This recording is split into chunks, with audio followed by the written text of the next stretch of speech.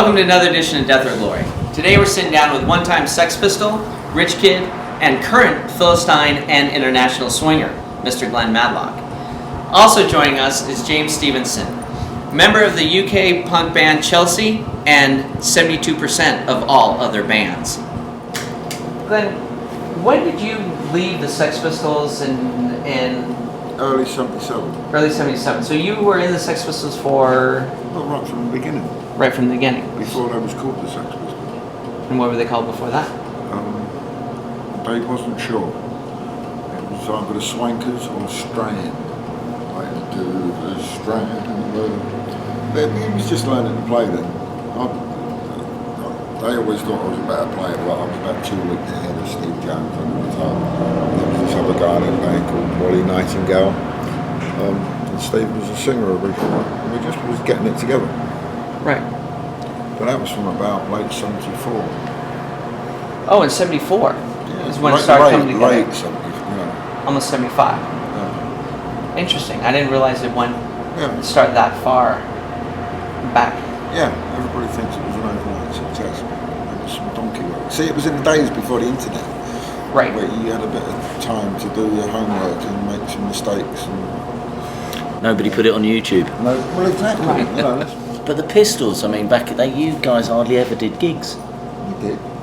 You couldn't, like, if you decided you wanted to go and see the Sex Pistols, it's like you never did it. Later on, we were supposed to be not allowed to play anywhere. Yeah, no, I can remember that. We used to play around. Mars Copeland told me that Malcolm invented that. Yeah, pretty much. I mean, that was one of the reasons I got the ump to go. Yeah. I was in a band, you couldn't play anywhere. Well, and Malcolm kind of talks about that in The Swindle. That, like, make it so no one can see the band.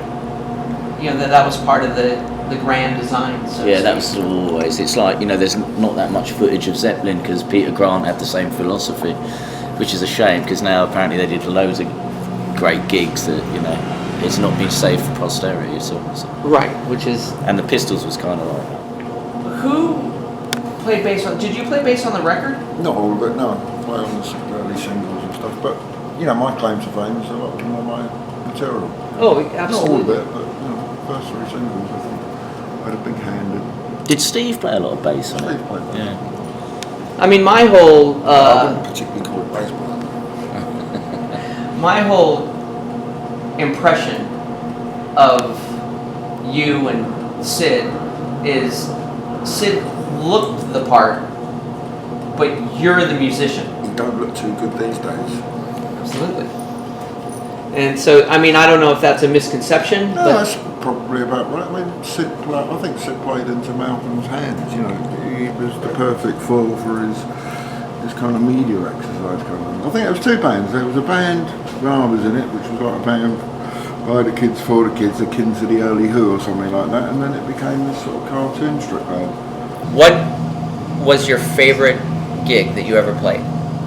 What, actual physical gig or gig for being in a band? No, for being in the Do you band. mean like the venue or?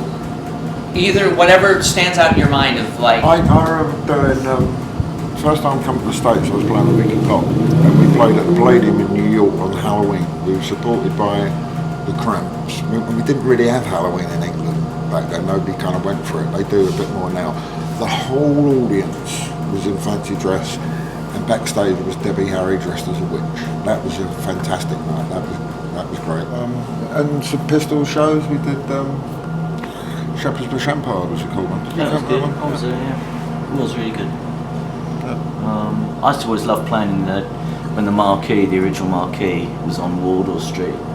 Did that so many times. I think I saw you there with the Spectres or something. Did you play Probably, there? We used to play there all the time in Chelsea, and it was just always a really good vibe to play there. And I read actually on the Chelsea website Right. that Gene October and Chelsea were kind of responsible for the Roxy becoming the Roxy. Well, yeah, it was because it was a gay club Right. called Shagaramas, right?